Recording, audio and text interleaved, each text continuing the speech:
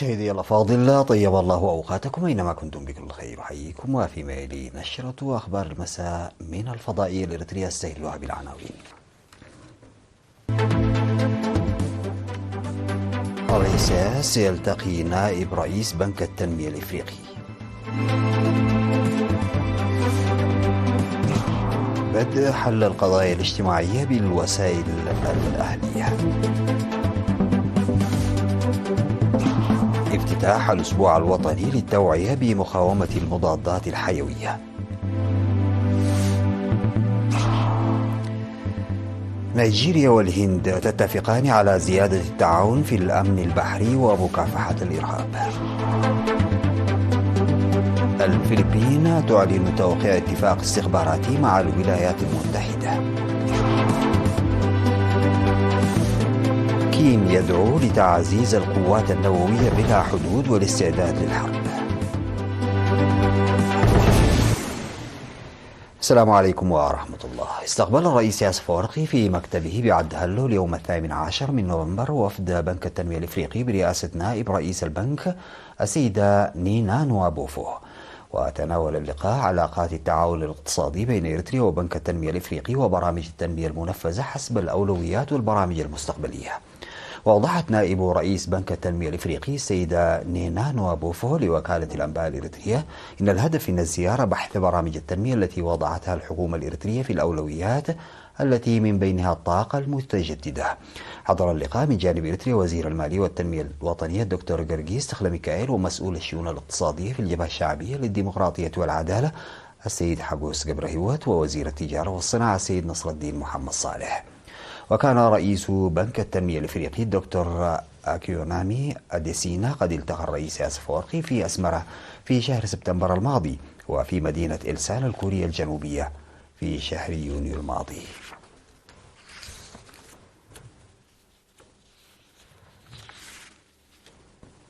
عقدت وزيرة العدل فوزي هاشم اجتماعاتها يومي 13 و16 من نوفمبر مع لجان يمثلون 101 إدارة ضاحية محلية في إقليم شمال البحر الأحمر.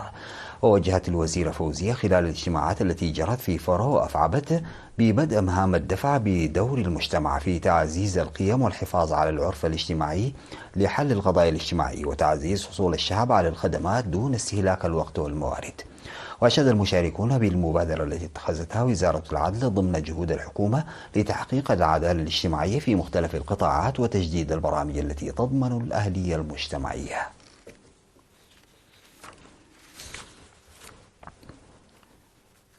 افتتح في 18 من نوفمبر الأسبوع الوطني للتوعية بمقاومة المضادات الحيوية المنظم بتعاون وزارات الصحة والزراعة والثروة البحرية والأراضي والمياه والبيئة والجهات الشريكة تحت شعار لنتصدى معا لمقاومة المضادات الحيوية. وأوضح ممثل وزير الزراعة السيد مانويل نجاسي وممثل وزيرة الصحة الدكتور عندبرهان تسفازيون في مناسبة الافتتاح التي جرت في قاعة الكونفدرالية الوطنية للعمال إن المبادرة ضرورية للتصدي الجماعي لتزايد خطورة المقاومة للمضادات الحيوية.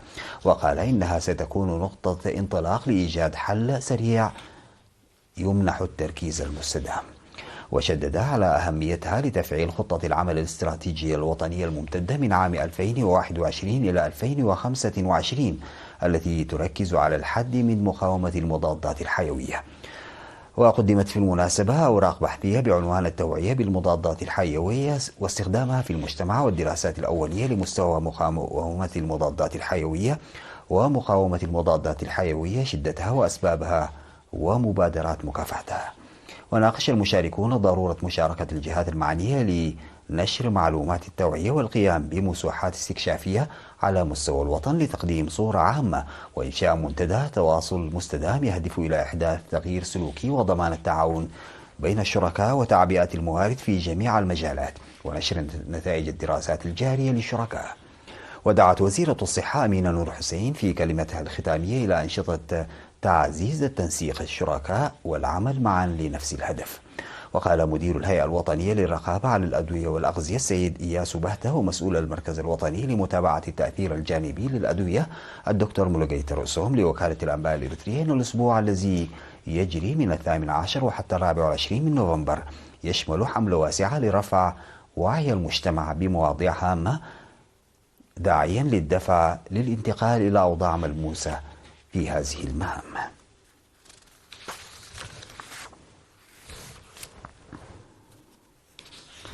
عقد اجتماع في أغردات لتقييم أنشطة مكافحة الأمراض المعدية عامة والملاريا على وجه الخصوص الجارية بتعاون وزارتي الصحة والتعليم. وأظهر التقييم الذي شارك فيه مسؤولو مكاتب الوزارتين في 16 مديرية ومديرو المدارس المتوسطة والثانوية نتائج إيجابية في معظم المناطق لخلق الأرضية لمساهمة الطلاب في أنشطة المكافحة. ودعا مسؤول وحدة الثقافة والرياضة والصحة في مكتب التعليم الأستاذ سلمون تخلاي مانوت لاستمرار البرنامج بتنظيم أقوى لدفع الطلاب بالمبادرة. وذكر مسؤول مكافحة الملاريا في مكتب وزارة الصحة السيد إبراهيم يعقوب في الوقت الذي يظهر فيه مرض الملاريا بسبب الإهمال فإن جعل الطلاب يشاركون في إزالة مسببات المرض له أهمية كبيرة. وقال مسؤول مكتب التعليم في إقليم القاشبرك الأستاذ محمد علي إبراهيم إنه يجب تعزيز المشاركة المجتمعية وإجراء النظافة البيئية، لأن الوقاية من الأمراض المعدية بشكل عام والملاريا بشكل خاص لا يمكن تحقيقها بمبادرات جهات بعينها فقط. ودعا جميع الجهات المختصة إلى المساهمة بالوقوف إلى جانب المدارس، لأن البرنامج لا يجب اقتصاره على طلاب المدارس المتوسطة والثانوية.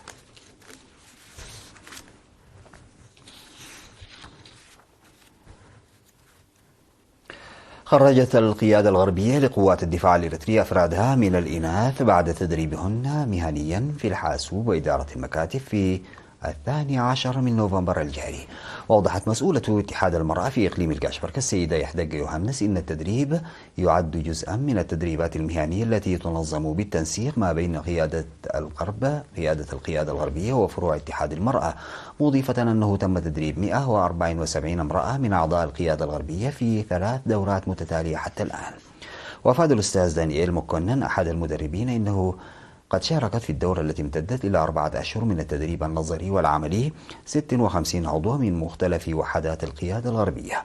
وأوضحت رئيسة اتحاد المرأة السيدة تخا تسفى ميكائيل إن الهدف من التدريب هو تعزيز القدرات المهنية للأعضاء الشباب في قوات الدفاع، مؤكدة ثقتها بمساهمتهن المهنية في تنفيذ الأعمال التنموية. وناشدت في الختام ناشد قائد القيادة الغربية العميد إيوب فساحية ناشد المتدربات لرفع كفاءتهن المهنية بالاجتهاد الشخصي. يذكر أن التدريب يأتي في إطار البرنامج الوطني لتعزيز قدرات المرأة.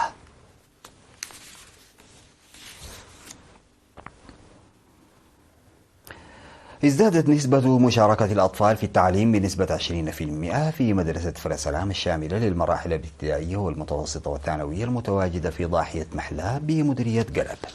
وأفاد مدير المدرسة الأستاذ حسين محمد سعيد ازدياد عدد الطلاب الذي كان 1355 طالبا في العام الأكاديمي 2023-2024 إلى 1619 طالبا في هذا العام الدراسي. وأضاف انضمام 154 من الطلاب من بينهم 69 من الطالبات من المتأخرين في السن الدراسي إلى برنامج عريوت التعليمي الهادف لتعليم الطلاب المتأخرين في بدء الدراسة الابتدائية. وأكد الأستاذ حسين علي ضرورة العمل بجد بخصوص مشاركة الإناث في المقاعد الدراسية خاصة في المراحل المتقدمة، بالرغم من فتح مدرسة ثانوية في مدرسته. وأوضح في الختام أن نقص المعلمين والموارد الدراسية بالإضافة إلى البنية التحتية التي لا تتناسب عدد الطلاب الكبير للمدرسة هي من أهم المشاكل التي تعاني منها المدرسة في تأدية العملية التعليمية بنجاح. وتقدم مدرسة فرسلام خدمات تعليمية للطلاب القادمين من ضواحي مهلاب وقادماي وقروح وبكسة وإباب التابعة لمديرية قلب. أجرى فرع الجمعية الوطنية لمعاقي الحرب في شمال البحر الأحمر لقاءات في 12 من نوفمبر في أفعبت لتعزيز تنظيم العطاء. أوضح المسؤول المؤقت لفرع إقليم شمال البحر الأحمر السيد مزكر قرماي أنشطة الجمعية ضمن الجهود التي تبذل بتعاون الحكومة والجمعية لتنظيم المعاقين وتأهيلهم بضم المعاقين في تنظيمات جديدة ووضع المعاقين وسداد القروض ورسوم العضوية والتدريب وغيرها من القضايا. وحث السيد مسكر الإداريين للقيام بدور قيادي في التعرف على أوضاع المعاقين والمحتاجين للمساعدة وقيام كافة المؤسسات الحكومية والمجتمع برعايتهم لتحسين أوضاعهم. وذكر مدير مديرية أفعبت السيد أحمد محمد نور رجب بدور ومساهمة مدراء الضواحي والأعيان ليس فقط في تحديد الفقراء ذوي الإعاقة ولكن أيضا في سداد القروض. وقدمت في المناسبة مساعدات ل3 من المعاقين بقروض بلغت 80,000 نقفة. وتفيد الأنباء قيام فرع الجمعية في إقليم شمال البحر الأحمر بمساعدات لأعضائه المحتاجين بمبلغ 900,000 نقفة إجمالا كقروض شخصية.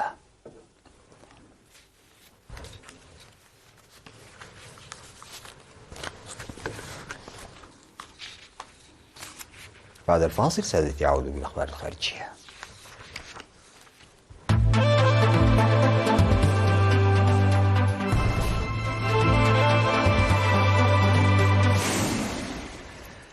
اتفقت نيجيريا والهند على زيادة التعاون بينهما في مجالات الأمن البحري والمخابرات ومكافحة الإرهاب خلال زيارة رسمية لرئيس الوزراء الهندي ناريندرا مودي إلى الدولة الواقعة في غرب إفريقيا. مودي هو أول رئيس وزراء هندي يزور نيجيريا منذ 17 عاما بدعوة من رئيسها بولاني نوبو، الذي يسعى إلى جذب استثمارات من بعض أكبر الاقتصادات في العالم وفقا لوكالة رويترز.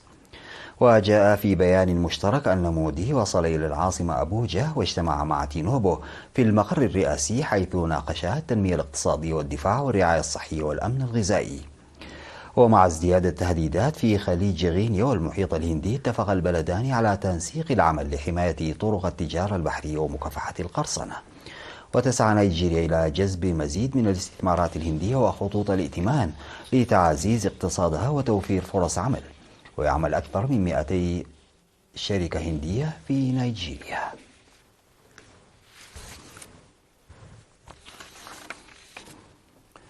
وقعت الفلبين والولايات المتحدة اتفاقا لتبادل المعلومات الاستخباراتية العسكرية، مما يعزز العلاقات الدفاعية بين البلدين اللذين يواجهان تحديات أمنية مشتركة في المنطقة. ووقع وزير الدفاع الأمريكي لويد أوستن الاتفاق مع نظيره الفلبيني جيلبرتو تيودورو في المقر العسكري في مانيلا، حيث وضع أيضا حجر الأساس لإنشاء مركز تنسيق يسهل التعاون بين قواتهما المسلحة. وتسمح اتفاقية الأمن العام للمعلومات العسكرية بين البلدين بتبادل المعلومات العسكرية. وتعمقت الارتباطات الأمنية بين الولايات المتحدة والفلبين في عهد الرئيس جو بايدن ونظيره الفلبيني فرديناند ماركوس جونيور، حيث حرص الزعيمان على مواجهة ما يعتبرانه سياسات الصين العدوانية في بحر الصين الجنوبي وبالقرب من تايوان.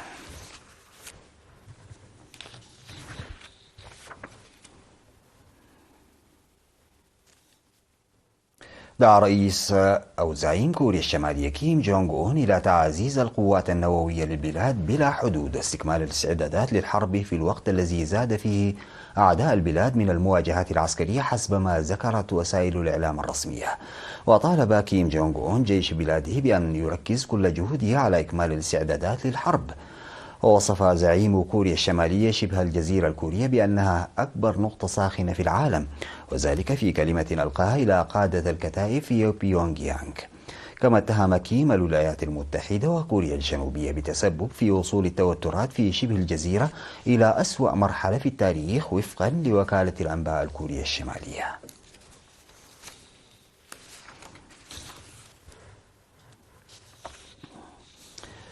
جددت الصين دعوتها لتسوية سلمية للحرب في أوكرانيا بعد قرار واشنطن السماح لكييف باستخدام صواريخ أمريكية بعيدة المدى ضد أهداف عسكرية داخل روسيا.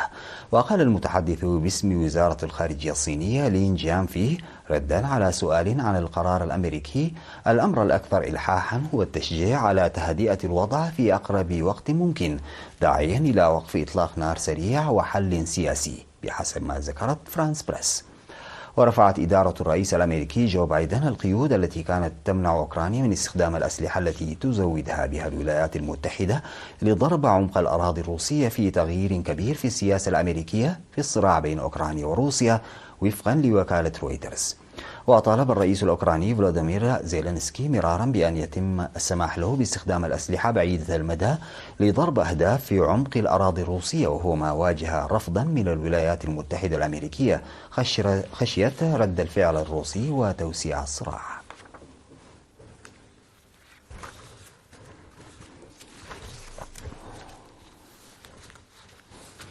في ختام نشرة الأخبار فيما يلي تذكير بالعناوين.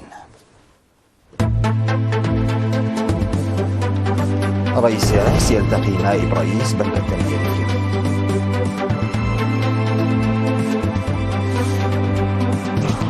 بدأ حل القضايا الاجتماعية بالوسائل الأهلية. افتتاح الأسبوع الوطني للتوعية بمقاومة المضادات الحيوية.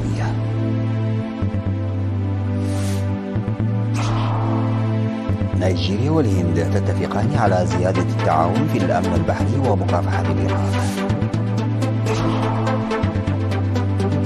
الفلبين تعلن توقيع اتفاق استخباراتي مع الولايات المتحدة. كيم يدعو لتعزيز القوات النووية بلا حدود والاستعداد للحرب.